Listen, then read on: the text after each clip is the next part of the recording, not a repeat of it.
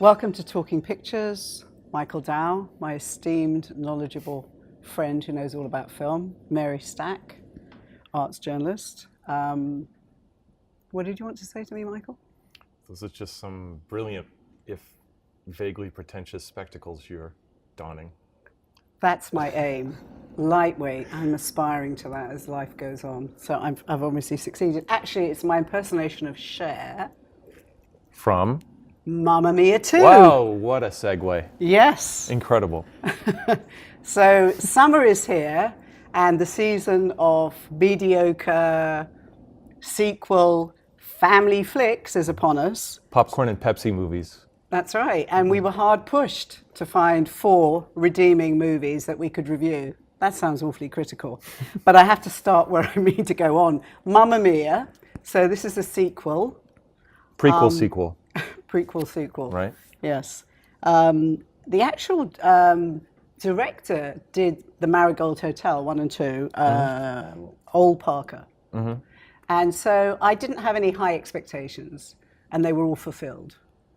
So I have to use this great quote from the Onion critic who said, "Are you the miserable kind of killjoy who goes through life recoiling at anything remotely joyful or upbeat?" That would be me. There's an excuse of a film here. It throws back to Meryl Streep's character from the last film, Donna, who has 3 back-to-back flings with various men on this Greek island. And her daughter, Sophie, which is what this is predicated upon, decides to build a hotel or resurrect this ruin of a hotel in her mother's honor. So this kind of mixed family values thing going on. She's the sacred vision of the mother. 3 strange men show up. She's not entirely sure who her father is, and that's really the reason for the film. And the only irony I loved was they called it Belladonna, the hotel, and I thought, I think that's very funny, the toxic plant, but actually it was Belladonna. Right. Because of her mother. Anyway, so if you want to see really bad singing by Pierce Brosnan, really bad dancing by Colin Firth, uptight white man, you got it. Cher actually was marvelous. She did a great version of Fernandez with Andy Garcia and actually could sing on the notes, of course. So that was actually quite good. The rest of it is just this razzmatazz, sequins, dancing, very thin plot, of course, and a lot of money thrown at something. Yeah. Well, in the name of entertainment. Right. Given that I haven't seen the film, my question is, how much of a contrivance does it feel like? Even while you're watching it, did it feel forced as a sequel? Yes. Did it feel like a cash-in of some kind? It felt forced. It starts off with almost like a commercial for soap. With this girl fantasizing through a window saying, "I just want a life filled with memories," and you just want to croak right there and then. Yeah, but it reminds anyway. me of the Breck commercials from the 70s. I don't know if you're familiar with those, but yeah, it's like running through hayfields and rowboating. Yeah, There's actually quite a lot of that. Somersaulting through vineyards, there's a little bit of that. And then there's also this very kind of beautiful giving birth sequence, which lasts 20 seconds. Right. Anyway. So I'll just say, again, at the risk of this sounding a little bit like a kind of like left of center comment, but my general impression of these movies, not having seen them, so speaking from a purely ignorant position of bias, okay, I'm a massive ABBA fan. I love them, and I always felt like the Mamma Mia films, it seems as though the music is being hijacked and kind of repurposed. It's hard to say that they take ABBA and make it even more mass-produced, but it seems as if that's what they're doing. Is there anything to that, do you think? Yes, I felt does like... it do the legacy of ABBA any justice, or is it more a matter of, we're just going to kind of latch on to the kind of ABBA mythos?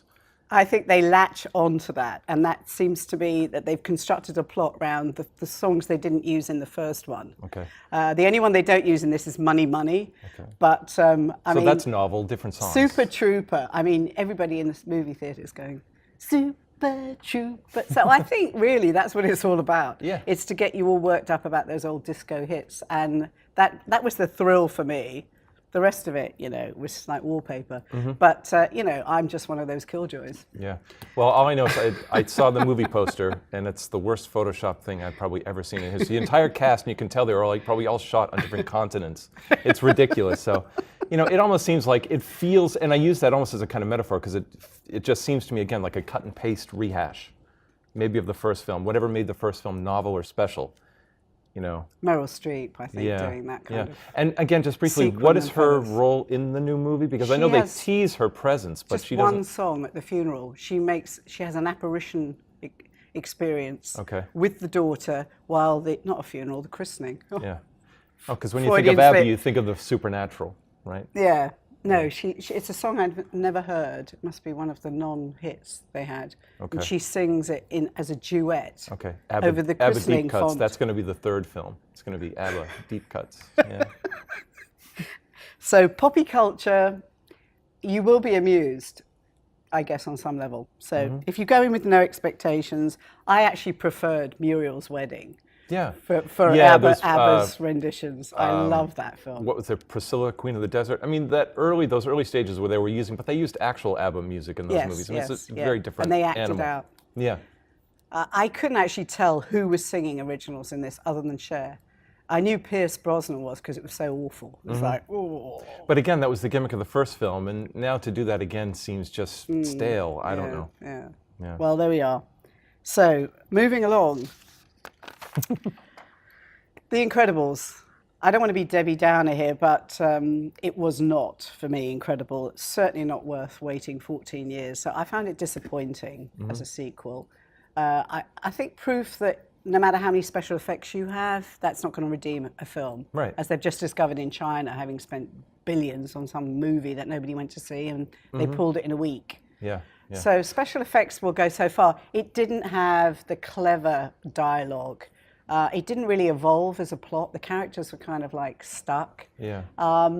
I did like the woman that designed the special effects spacesuits, the German lady. I thought that was very kind of quirky and clever. And that was it. I didn't really think the rest of it. I actually was looking at my watch. Yeah. Well, I mean, again, this is because I've taught animation. I taught animation in New York, and I've had a lot of animation students, and I found like the general issue is that, like you were saying, it's like the technique involved, CGI, this stuff operates at warp speed. And you can watch any segment from a film like Incredibles or any Pixar movie or any modern computer animated film, and it's like, it's a marvel of spectacle. But oftentimes the story kind of gets washed away or the story is left behind, almost to the extent that, again, I haven't seen this specific film, but in general, whenever I watch these movies, it's like, okay, but where's the story? Where's the core? Quite often there feels like there's a lack of core, so you replace that, you supplant it with chase sequences and kind of hyperkinetic special effects, and and it doesn't seem like there's enough kind of substance or meat there, so to speak. Well, also I think in terms of time, 14 years ago, it was very novel. Yeah. And now we've had all these and other comic they have to movies keep one-upping in it. between. Right, Yeah. exactly, yeah. And I mean, all respect to Brad Bird, he's like an ingenious animator. I mean, he's absolutely incredible. But if you compare something like this to something like The Iron Giant, which is, a spectacle film with novelty, but also with heart, and real genuine sincerity, emotional sincerity. I don't know if films nowadays can really maintain that kind of sense of kind of, balancing the sensationalism of, let's say, the technique and the kind of cutting edge aspects of the technology with kind of traditionalist heart. I know it sounds sappy, but I think that's one of the things that's gradually diminishing in contemporary animation. Well, I was going to mention too, because Incredibles, again, having seen the first one ages ago, that it seems as if it's all about the family politic, right? And it's all about, okay, and I would imagine the new film is like that too, maybe even more so, almost on steroids, Yes. kind of Yeah, hyping that. it is. This idea that, we have to keep the Working family dad. together at all cost, and like the fact that they're superheroes is almost like a kind of, gimmick relative to this idea of, this kind of anxiety or paranoia surrounding the, this desperate need to maintain at all costs the nuclear family. I mean, I don't know if that plays out in the new film as well, but I remember that striking me very hard. Well, the balance thing, definitely, because, the mom is now considered to be more marketable. Right. So the dad's staying at home. Of course, they make him into the usual schmuck father who can't, put cereal in a bowl. which Well, that is kind of the degradation. Yeah. It's like the degradation, the white male degradation syndrome that we seem to be going through. Ooh, Again, in terms of pop which culture. segues so Yeah, nicely. exactly. Yeah. Into... Well, yeah, but again, ultimately, again, it's funny because all 4 films, to various degrees, seem to deal with intergenerational conflicts within the family. Yes. Right. And for that matter, the kind of the breakdown of interpersonal relationships amongst family members. That seems to be the kind of thread that runs through all of our movies. And I think the latter 2 that we want to talk about especially get to that. It almost seems as if they thematize, the kind of conflicts that arise, those intimate conflicts that arise amongst family members. Yeah. I think partly because of the fact that the family, regardless of the film industry, is going through this very strange, convoluted time. Yeah. And nobody really quite knows what the nuclear family is anymore. Exactly. We're going through a kind of mass identity transformation. All right, this is getting a little creepy. Yeah. But as you say, like in the Incredibles, the gender reversal of the parents, right? And the fact that these films are much more actively acknowledging the concerns of identity politics, something that we're trying to work ourselves through as a culture, So it's interesting whether or not they intend to do these things. I think a film like The Incredibles does this very intentionally. It really kind of tries to capitalize on, the social concerns of, as I say, like things like identity politics or the shifting of, what constitutes a family in this day and age. In a very kind of casual manner. Yeah. I mean... Offhanded, satirical maybe, yeah. It's almost like lightweight romance. It's the married parents and romance, and then the young teenager now who can't get the guy she's interested in because she's a superhero and he doesn't want to have anything to do with it. Right. So it's... See, she has to bear the burden of wanting to have the romantic, exactly. experience as well as having to save the world. That's what right. do you do? It's a terrible dilemma. Yeah. Well, we're going to go to a film now that I would have liked to have seen and didn't get to. Yeah. Leave No Trace. So, Mike, how did you enjoy that? Yeah. Well, it's again with the last 2 films that we want to talk about. Both of them, first of all, I had a kind of disappointing experience with them. Only because, first of all, I think they had tremendous potential, and the subject matter is extraordinarily rich. So the first of 2 films, Leave No Trace, which is a fictional film, it's directed by a woman named Deborah Granick, and it is interesting because it seems as though she takes a very fascinating minimalist approach to both the way in which the film is shot, as well as the narrative attributes, which I can probably address in a minute. But basically what it's about is, it's a very simplistic plot, but maybe deceptively simplistic. It's about a man, we learn very early on that he is a veteran, but his backstory is never disclosed. We don't even necessarily know what conflict he was involved in, the extent of his experiences, the degree of his PTSD, trauma, whatever. But we're introduced to these characters almost in medias res. It's just kind of in the middle of the action and in the middle of the lifestyle of this man who's a veteran, and he has a 13-year-old daughter, and they live out basically in the public grounds of an Oregon State Park. So off the grid. Completely off the grid. And even there, it's interesting too, and daring, because you never really find out exactly what the motivation is. Okay, are these preppers? Are they survivalists? Is this guy some kind of, antisocial to the point of being, like, at least in his head, some kind of anarchist, again, against the system for the sake of being against the system? You never really learn what the motivations are. And it's an interesting premise because you very much get into the kind of deep-rooted intimacy of the relationship between father and daughter. No mention of where the mother is. No mention of the mother, no mention of family, no mention of anything. I mean, you don't learn anything about them. So they're in a cocoon. They're in a complete cocoon, and oftentimes literally, because the film begins where you see the father teaching the daughter survival tactics. So they kind of, they're in the woods, and, it's like they have these drills where they hide in the woods, how effective are you at hiding, and then the father tests her. So he's kind of turning her into this kind of guerrilla, adolescent. And it's not for the end day or the no, not for, Armageddon. exactly, not for anything necessarily. It's the idea is that the father just has this impulse to constantly be on the run and to escape the system, as it were. It's interesting because I know we talked about a couple of episodes ago a film called A Quiet Place, and it's remarkably similar to that film, both in terms of how it's shot, like It has a green and brown palette, largely set in nature, or mankind, within a kind of the oppressive, like kind of nature as an oppressive force, and man needed to guard himself against it. So it shares a certain theme there. And then also, likewise, the protection of the family at all cost against a kind of unseen force that enemy. seems to be coming out of nature. Yeah. But A Quiet Place from is... nature. Yeah, well, yeah. Well, the thing is, A Quiet Place, the aliens may be a natural force, they may be an interstellar force, you don't know. But in this film, it's likewise, the father kind of protecting the daughter against this kind of outside force.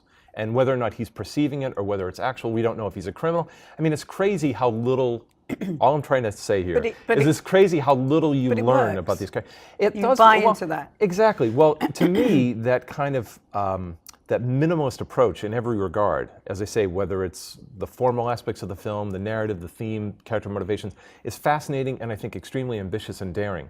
And so the title itself suggests leave no trace. It's almost as if that's the after effect that the audience receives after walking out. It's like, okay, what am I supposed to think about these characters? So, but it's interesting because it's shot with an almost kind of anthropological perspective. The film takes you through all of the paces of what is required to live the lifestyle that these characters live. And secondly, and I think the ultimate theme that the film gets at, although it's not nearly as explicit as the other film we're going to talk about, is the kind of binary between nature and nurture. What kind of influence is the father's seeming paranoia having on the daughter? Is this a kind of family kind of pathology? Is she like him or is she not like him? That kind of becomes the general open question throughout the film. And you gradually see, the film gradually makes a certain transition to her perspective. And she begins to gradually break free from her father's, I think, again, pathology. And that's the kind of interesting conflict because she learns about the real world. She learns about society. She learns that there is a world beyond this extraordinary relationship that she has with her father. So there are a lot of very interesting and, again, very ambiguous dynamics between the two. So as I say, the premise is extraordinary.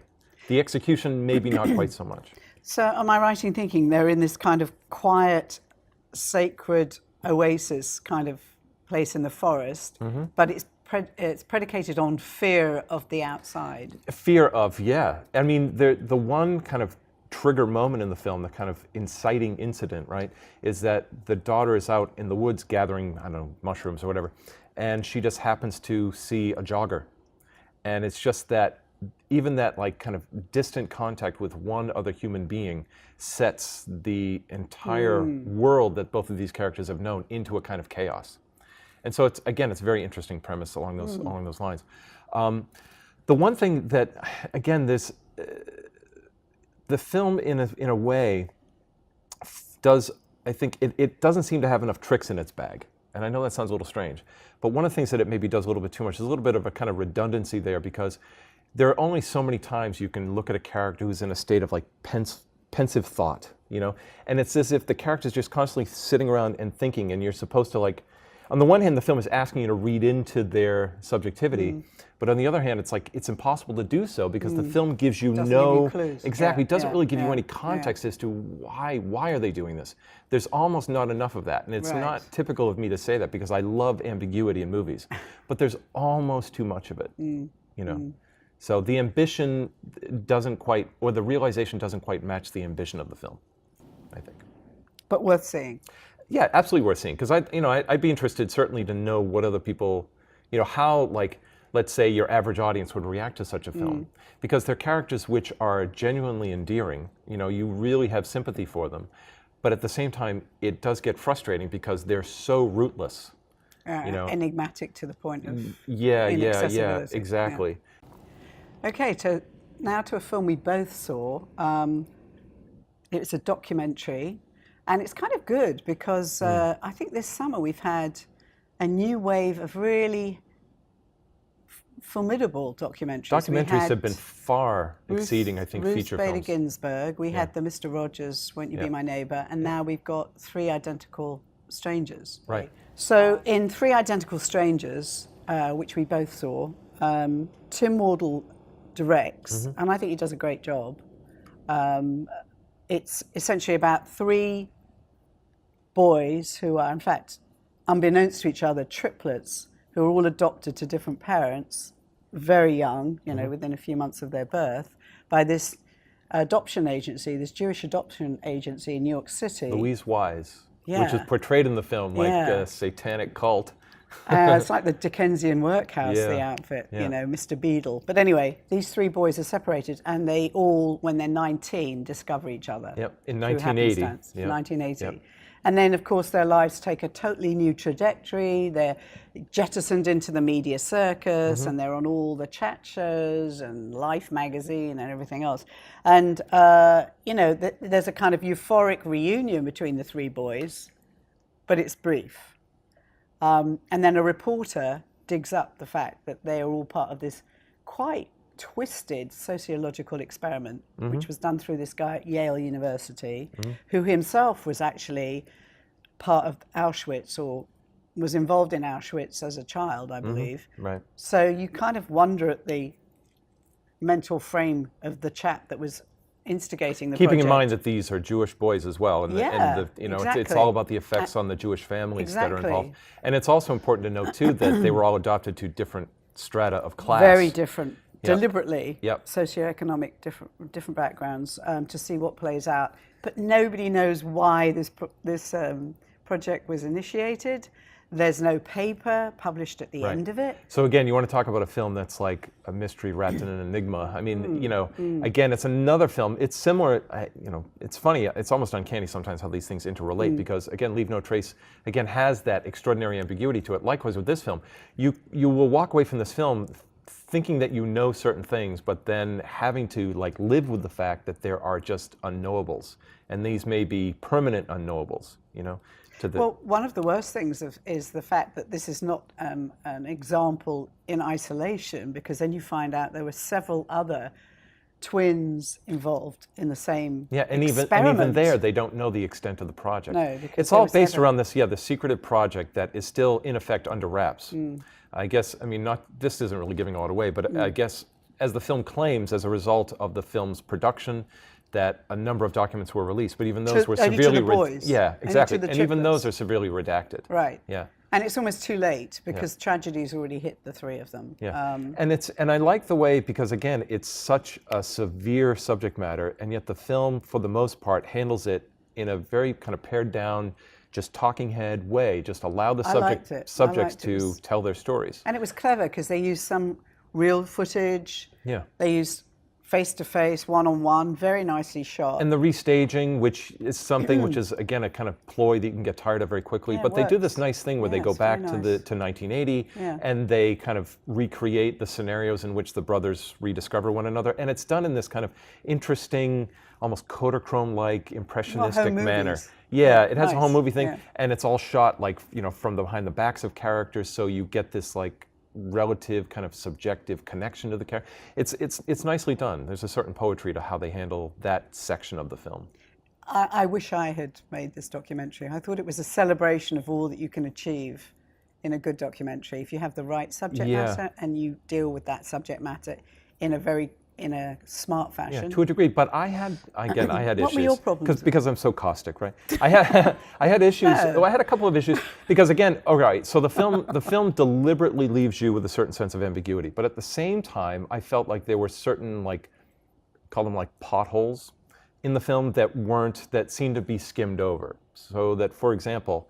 Let me say, first of all, the other thing I want to say that I thought was very positive, the film also captures, once the boys reunite and they become these famous for being famous triplets, and they're on every talk show, the film kind of captures, likewise with those kind of home movie effects that I was mentioning earlier, it also captures the, urban oblivion of the mid-'80s, in New York City, and how the boys get sucked into that.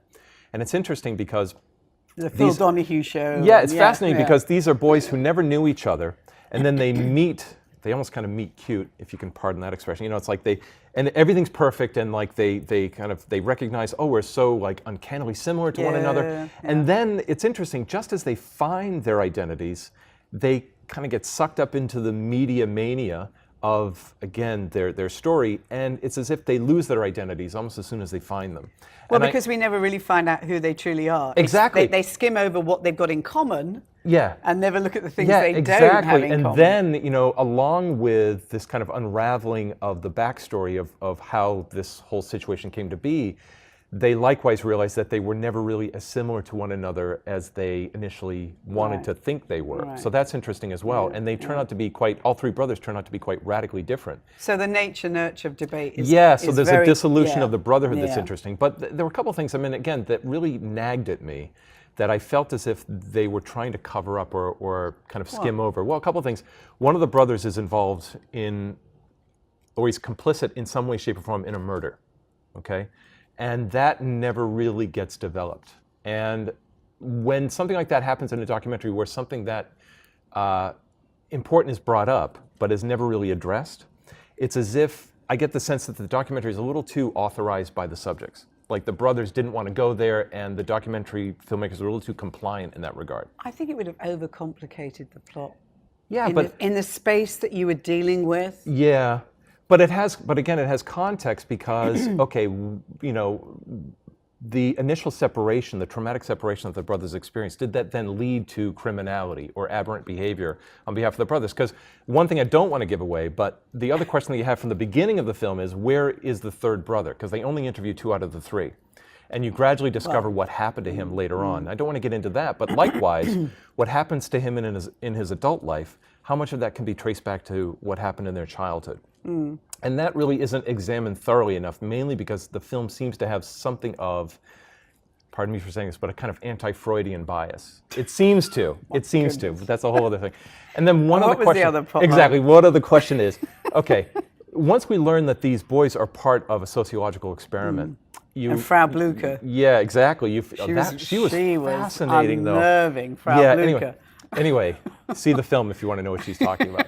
But the other thing is too that they were put into homes where there was already an adopted sister. Yeah. Oh, it was very pre-planned. Right, but where are the sisters? Okay. Usually in a documentary, if you seek out a subject who obviously is requisite for interview in a situation like this, where are the sisters? Why didn't they participate? And the film it provides us no acknowledgement as to where the sisters are, whether they were willing to participate. I mean, it's a good point. But it would have diluted looking at the guys. Exactly. I agree with that to a degree. I mean, as I say, I like walking away from it, again, with a sense of mystery. But at the same time, the film skirts, I think, a lot of questions that need to be addressed, even if there was a certain kind of failure on behalf of the producers to track down these subjects. Maybe the book will follow, Michael. Possibly. Well, they're actually turning it into a feature film. They're going to turn this into a narrative feature. So we'll see what they do with that. There we are. Stay tuned. Yeah. And one other thing the film does. Sorry. I'm like Columbo. I got one more thing. Yeah. One more thing.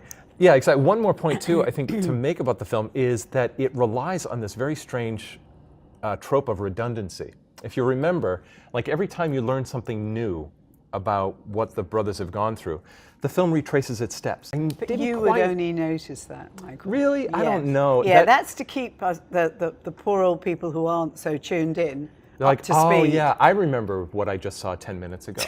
It's that kind of thing, again. So again, incredible subject matter, worth seeing simply on those grounds alone. Worth seeing. I think you'll but love a it. Bit of a disagreement as far as execution is concerned, I think. Well, that's what we specialize in. On that sour in. note, That's have a good night. Specialize in. Well, anyway, thank you very much. This is Michael Dow. Mary Stack. Thanks for joining us, and we'll be back soon with the next batch of wondrous films for you to see. Thanks for joining us.